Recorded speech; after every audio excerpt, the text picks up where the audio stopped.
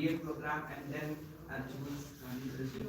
So ये बिल्कुल भी नहीं है.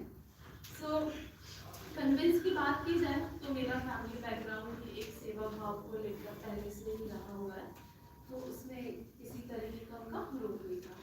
MBA की बात करें, मेरे को अगर मैं पर्सनल रिलेशन की बात करूं, HR फील्ड में ये था कि मुझे ना रिलेशन बिल्ड करना और एक गाइडेंस करने का काफ़ी मतलब शौक था. HR से मैंने वो नॉलेज गेन किया है. अगर मैं अभी यहाँ पर भी हूँ, है ना, तो यहाँ पर हमको भी सोसाइटी को देखना होता है ना, उनसे बात करनी होती है. अगर मैं MBA में पर्टिकुलर अगर मैं प्रोजेक्ट को बात करूँ तो MBA is just like a planning है, प्रोजेक्ट मैनेजमेंट है, इसमें मल्टीपल सब्जेक्ट है जिसका इम्प्लीमेंटेशन में यहाँ पर आके कर रही हूँ. अगर मैं यहाँ पर हमको कुछ सेशन ही लेना है, अगर एक ब्लॉक को लीड करना है, एक प्रोजेक्ट को भी अगर हमको इम्प्लीमेंट करना है तो हमको उसके लिए प्लानिंग करनी होगी, कैसे कौन कौन से फैक्टर्स हैं जो इम्पोर्टेंट है, तो ये सारा इम्प्लीमेंटेशन वाला पार्ट यहाँ पर यूज होता है. Thank you. So I just want to add something for your clarity. तो देखो ऐसा होता है ना कि फेलोशिप में आने वाले जो यूथ होते हैं वो diverse education, qualification, diverse institution यहाँ से आते हैं. क्यों आते हैं? क्या कारण होगा?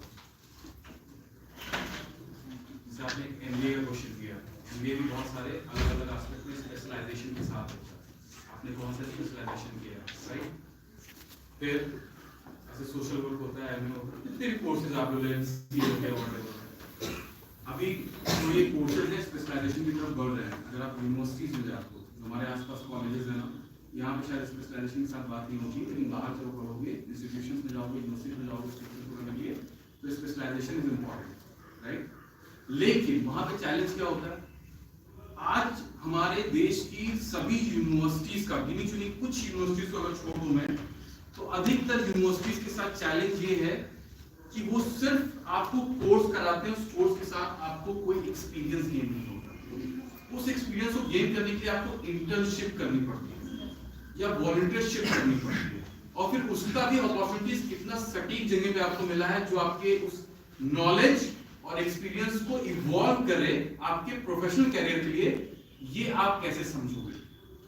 तो आप चूज कर लेते हो जिधर भीड़ चलती है, साथ में जो लोग चल रहे हैं, हम चूज करते हैं इधर हम भी चलेंगे. शायद यहाँ पे भी बहुत लोग हो सकते हैं, it's a reality, harsh reality, कि आप में से कुछ लोग BA कर रहे होंगे, कुछ BSc कर रहे होंगे, और आसपास देखा होगा BA को 12th करने के बाद मेरा दोस्त इसमें जा रहा है, यार मैं भी सोच रहा हूँ, पता ही नहीं कि क्यों जाना है.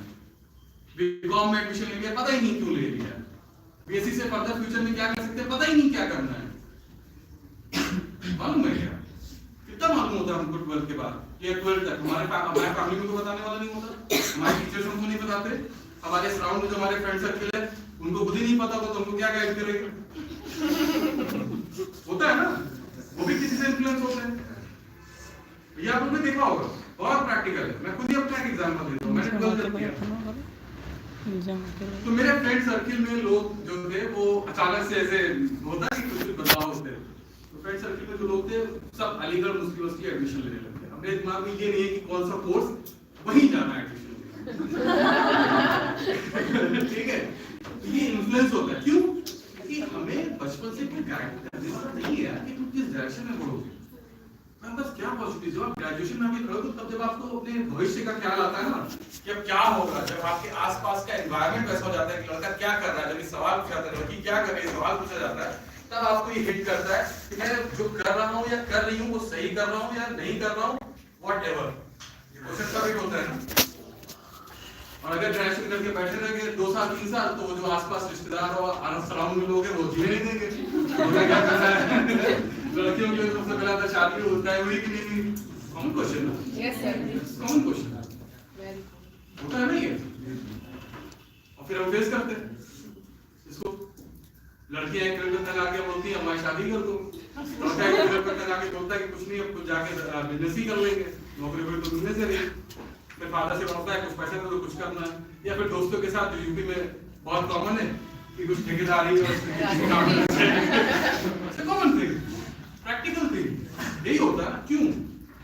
क्या आज बलरामपुर में अपॉर्चुनिटी नहीं है? कितना एक्सप्लोर कर पाए? कितनी अपॉर्चुनिटीज आप तक पहुंची